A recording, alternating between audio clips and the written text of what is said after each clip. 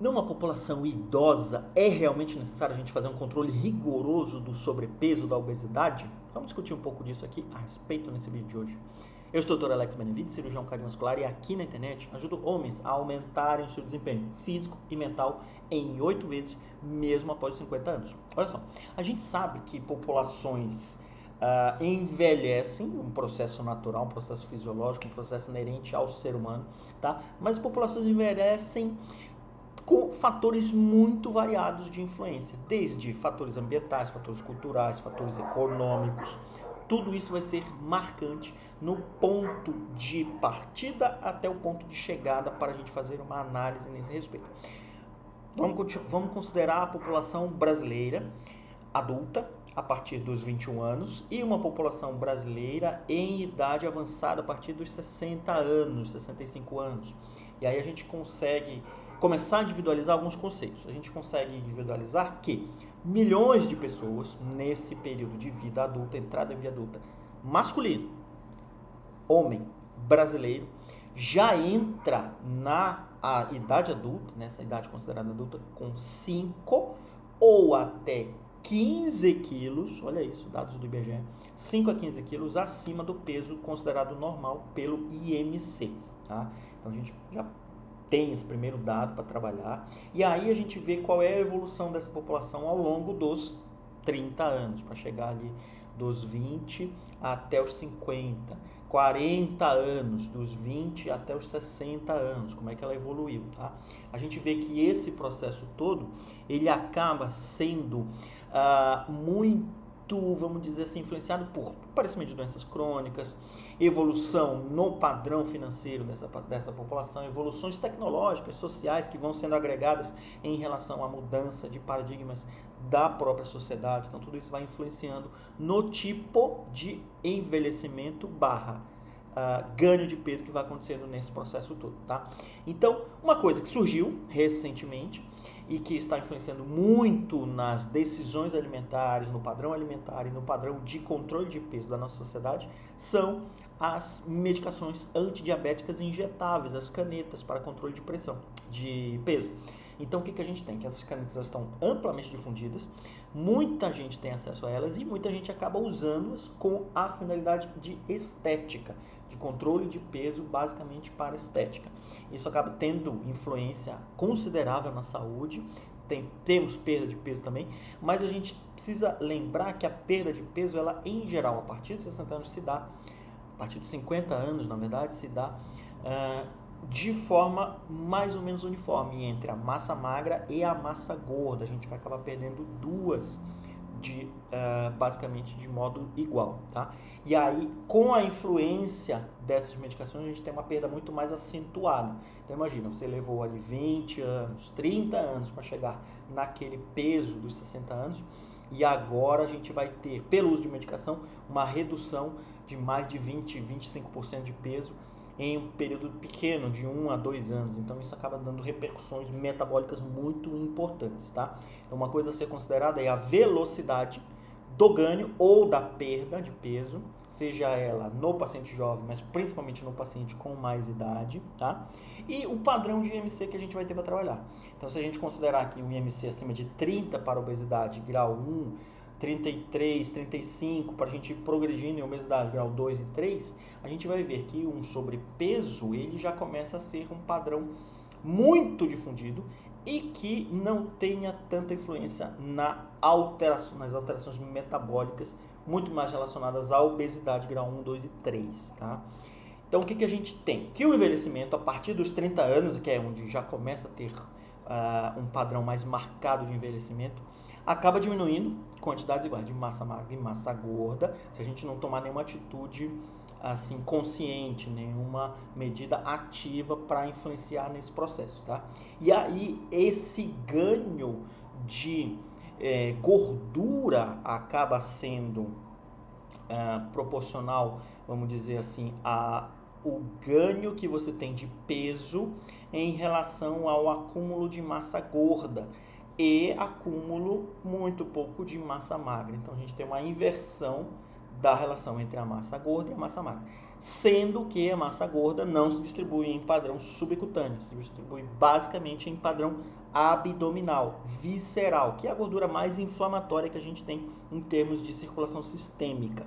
E a partir daí a gente tem acúmulo de gordura abdominal, de gordura visceral, influenciando no tamanho da cintura. Então, o padrão a ser buscado de qualquer forma é uma redução abaixo de 102 centímetros de circunferência abdominal para homens, tá? Então, isso é muito importante que a gente busque, que a gente conheça esse valor e que consiga diminuí-lo para diminuir risco cardiovascular de ter um AVC, de ter uma angina, e risco cerebrovascular de ter um AVC e risco cardiovascular de ter um infarto, ok?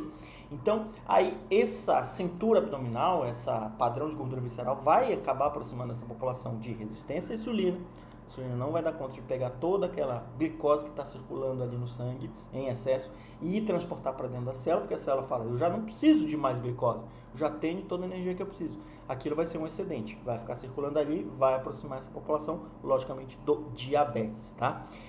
Isso contando também com a tendência que vai aumentando ao longo dos anos em relação ao sedentarismo. Você vai ficando cada vez mais sedentário, você vai querendo, vamos dizer assim, de modo espontâneo, se mexer cada vez menos, vai tendo mais facilidades econômicas, um carro melhor, você vai já não anda de ônibus, não anda de bicicleta, você vai tendo facilidades para ir trabalhar, para voltar do trabalho. Então isso cada vez gasta menos energia e acaba alterando também o padrão metabólico de consumo e produção de massa magra, ok? Se a gente pensar aí em uma preocupação maior para uma população em torno de 65 anos, a gente não vê que seja a perda de peso, a gente vê que seja o ganho de peso. E isso não só na população nacional, na população mundial, um padrão mundial. A gente vê que é realmente uma preocupação maior com o ganho do que com a perda de peso. E com o excesso de peso, a gente traz a distribuição errada entre massa gorda, mais gordura inflamatória e perda de massa magra, nos levando à sarcopenia, tá? Pra vocês terem uma ideia, cada quilo de peso perdido em um padrão otimizado, ele consegue dar em torno de 75% de perda de massa gorda e 25% inclusive de perda de massa magra. Então você nunca tem um padrão totalmente otimizado de eu vou malhar, vou fazer um exercício perfeito que vai me dar só ganho de magra e só perda de gordo. Então esse processo acaba sendo influenciado por um monte de fatores e a gente tem que tentar buscar a otimização ao máximo dele, já pensando inclusive em uma perda pequena dessa massa muscular, tá? Se a gente tem agora uma análise atual da literatura, o que a literatura traz pra gente? Que o IMC, no dito normal, é de 18,5 até 24,9, mas a taxa de mortalidade entre esse intervalo e o intervalo seguinte, 25 a 29,9, que já é considerado sobrepeso, não temos alteração de mortalidade nessa população. Quando a gente fala de populações homogêneas, logicamente, tenham as mesmas condições clínicas, mesmo que tenham condições de doenças crônicas que sejam estabilizadas ou que não tenham doenças crônicas e que sejam pareadas entre si. Então, pouco sobrepeso é considerado a mesma mortalidade de um peso normal, um padrão normal de IMC. Então, a gente vê que já existe essa tolerância para um sobrepeso a partir do momento que você tenha uma condição de massa magra em abundância, tá?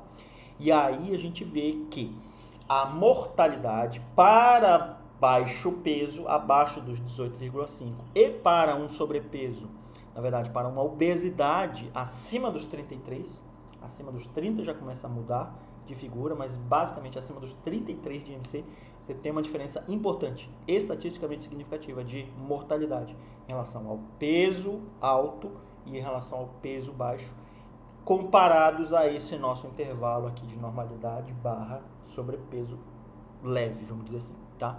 Então, quais são as recomendações das sociedades americanas de cardiologia, American Heart Association, American College of Cardiology, American College of Sports? A gente tem 5 recomendações para essa faixa etária. Primeiro, buscar meta total a todo custo, preservar massa muscular para combater a sarcopenia e diminuir o risco cardiovascular, tá? Muito mais importante do que a gente buscar uma meta de IMC normal ou IMC sobrepeso. Toda essa variação não vai influenciar na mortalidade. Sarcopenia, perda de massa magra, vai influenciar em mortalidade. Segundo ponto, a gente tem que a perda de peso involuntária é um sinal de alerta total de que apareceu alguma doença, que provavelmente vai ser uma doença crônica, incurável, uma hipertensão, diabetes, ou que uma doença crônica que já existia está em processo de descompensação. Então precisamos corrigir essa perda de peso involuntária, tá? Terceiro ponto, a qualidade na dieta é essencial. É uma meta a ser buscada a todo custo, com distribuição entre os 3 macros. 60% de carbo complexos, 20% de proteínas e 20% de gorduras boas, as gorduras insaturadas. Nozes, castanhas, peixes gordurosos.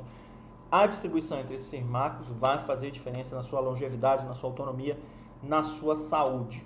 Melhorar a sua performance, tanto física quanto mental, melhorando o seu metabolismo basal. Ok? Quarto ponto, reduzir a circunferência abdominal, de qualquer jeito. Porque a gente reduz gordura visceral, reduz padrão inflamatório, protege sistema cardiovascular, sistema neurovascular e faz a integração dos dois melhorarem. Então, melhora a distribuição de oxigênio e energia para os tecidos do corpo, melhora a performance física, melhora o aproveitamento de proteínas, de colesterol, de glicose no tecido cerebral, melhora a parte cognitiva, melhora a memória, melhora planejamento, melhora a performance mental, ok? Quinto ponto, equilíbrio. Equilíbrio é uma palavra-chave para tudo, mas aqui nesse ponto a gente vai falar em termos de ganhos e de perdas. Grandes perdas de peso não vão gerar ganhos proporcionais na sua saúde. Então, se você levou ali 30 anos para ganhar 30 quilos, não é uma perda em um ano de 20 quilos que vai levar você para um metabolismo normal. Vai livrar você totalmente do diabetes, vai livrar você totalmente da pressão? Não. Aquilo vai ser um choque metabólico muito grande. Então, uma perda gradual, progressiva, é sim muito mais benéfica do que a gente fazer grandes perdas, principalmente influenciadas por medicações que vão eventualmente ter rebotes, ou pior ainda, por padrões alimentares muito restritivos, que vai acabar eventualmente fazendo uma perda de massa magra. E aí a gente volta para o ponto 1 que não foi preenchido, preservação ou ganho, o que é melhor ainda, de massa muscular, ok? Então agora que você sabe de tudo isso, compartilha com aquele amigo que está precisando entender mais a respeito de metabolismo nessa faixa etária, que já chegou lá, que já está chegando lá, que já está começando a se preocupar com esse paradigma inteiro, como é que ele vai trabalhar melhor esse planejamento a médio e a longo prazo. E aproveita, já me segue por aqui.